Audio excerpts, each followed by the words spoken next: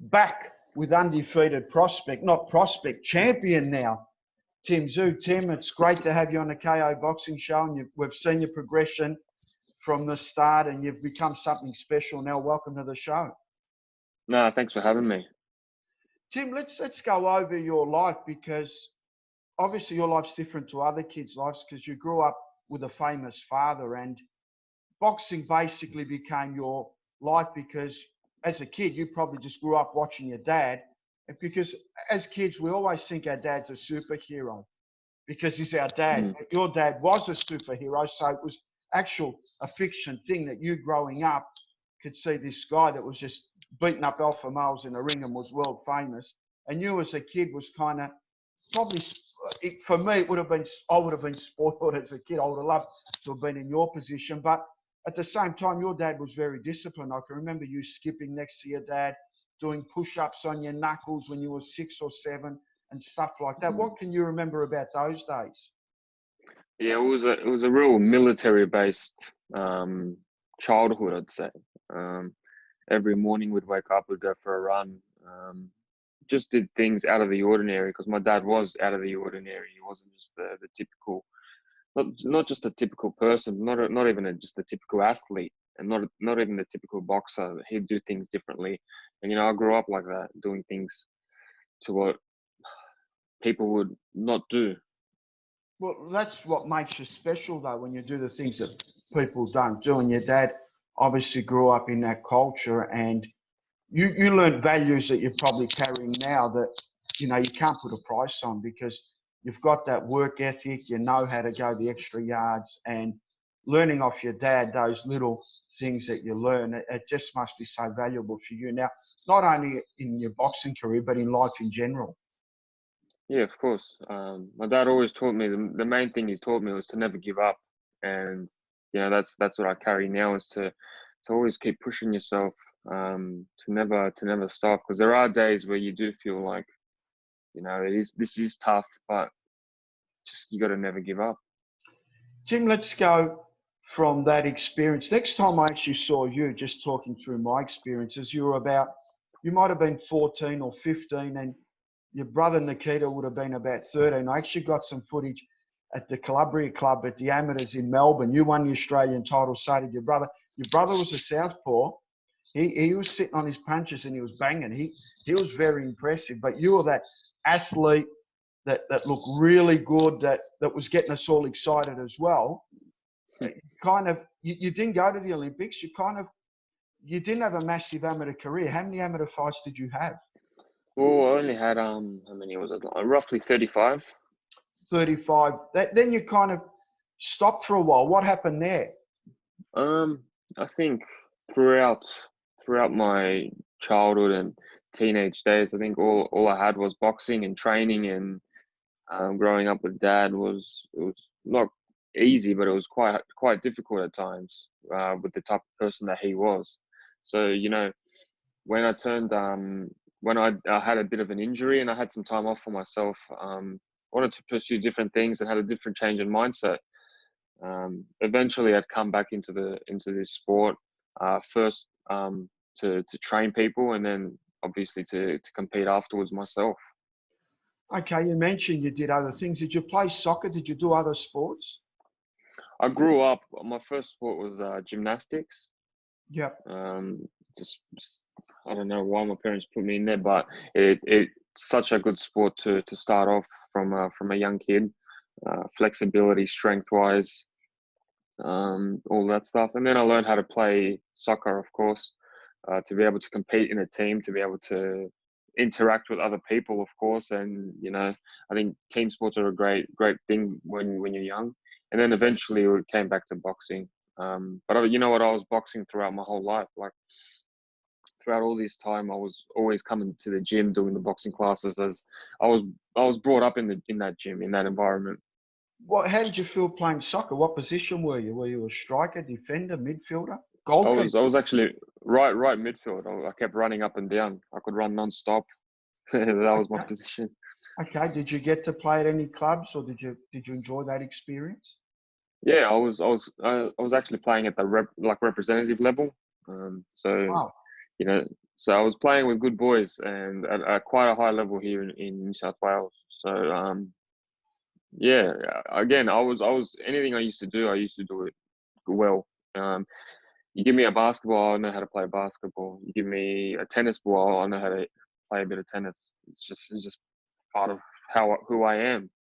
Okay, that's great to know, mate. That's great to know. How's COVID-19 treating you and the people that you know? Because obviously you have a Russian background as well, and it's pretty rampant in Russia at the moment. That seems to be the hotspot with Brazil. How how are you coping with your training and just this whole new epidemic? Because I'm a lot older than you, Tim, and I've never experienced this in my entire life. It's never happened, and I spoke to Bob Arum. I interviewed Bob Arum yesterday, and Bob's 88, and Bob said he's never experienced anything like that in his whole life. So we're going through an epidemic at the moment that people are going to be talking about in 100 years' time. But how are you experiencing? Obviously, gym shut down, training at home. Obviously, would you be doing that, or what type of training are you doing at the moment? Yeah, of course. Well, it is crazy times. I think the world's going insane, quite insane right now. No one knows what to do. But for myself, the only thing that's changed is that I don't have an actual date to a fight. In terms of training, I still train. I'm still training two to three times a day. Nothing changes for me. Um, I know where I want to get to, and I know how I need to get to there, and the road I have to take. And just because I don't have a date, that doesn't mean I stop and relax and sit down and do nothing. I've always got a goal that I work on, and I always got something to work for, and that's what um, gets me up every morning. Or else, if I don't have a purpose in life, then what's the point of living? Okay, Tim. Well, we mentioned that you had that outstanding amateur career. Then you went and you did what you had to do. You had a few injuries and you started training people. You got the love for sport, the game of boxing. Then you had your pro debut in December 2016 up against Zoran Cassidy. It went on point. So great way to start, a pro win. Then you kind of fought Wade Ryan. That was a terrific win as well, won your first title. Then you kind of stepped up your level. You had a fight with Joel Camilleri. What can you remember about that fight with Joel Camilleri? It was your first Yeah, review fight, wasn't it? yeah. Well, it was a big change in my career. I think I set up to a different platform, nationwide audience. Yeah, it was a great experience. I think I think Joel Camilleri will give anyone problems in the world. Actually, he's a Yeah. tough competitor. He's very awkward, and he does things out of the ordinary. He's a very good boxer. He knows what he's doing, and he's super fit as well. It was a tough fight, but I learned a lot in that fight, and I feel like I adapted and I was able to find my rhythm. Eventually, the first few rounds were a bit shaky, but then I got the hang of it, and I think I did quite a good job to the later rounds. Then you stepped up. You fought Dwight Ritchie and recently Joel Brubaker. What can you remember about those fights? Yeah, Dwight may he rest in peace. Was a tough fight. He was a true warrior. He was out swinging nonstop. His activity level was on another level, and he made me dig deep. I felt like I controlled the whole fight though. Felt like I had him under control, and it was a great experience to fight with. He was the best number one in Australian super welterweight, and that was always my number one goal was to get to a position where I can fight in Australia, the best super welterweight in Australia, and I got the opportunity to prove myself then. With Jack Brubaker, just wish I could continue a bit longer. I felt like I was just getting the hang of it, and yeah, just threw the towel in. I was just getting started with him. Okay, yeah, the late great Dwight Ritchie, never be forgotten, and obviously he came from a fighting family as well. His father, Darcy Ritchie, was an outstanding fighter as well. Let's go now into where we are at the present. I mean, if it wasn't for COVID, we'd be talking about your fight with Jeff Horn, and it would have been over. But COVID's come in, and with this virus, it keeps tricking us. We think we know when it's going to stop, and we're not. At the moment, we look like we've got it under control, and things are going to open up, but they're not going to open up to the level that we want as far as getting this fight on, because this fight's going to be a big gate fight, and the gate obviously has to control the whole promotion. Because I mean, with promotions, Tim, I mean, you're a fighter, but you're also a businessman. You've got to realise there's a gate, there's sponsors, and there's pay-per-view. If you take the gate away, it's like really fighting with one hand if you're in a fight, you know, because every financial promotion has a risk and a loss factor, and you'd need a gate. That's basically what I'm trying to say. Now, I don't know how they're going to do it and how long it'll be. Maybe it'll be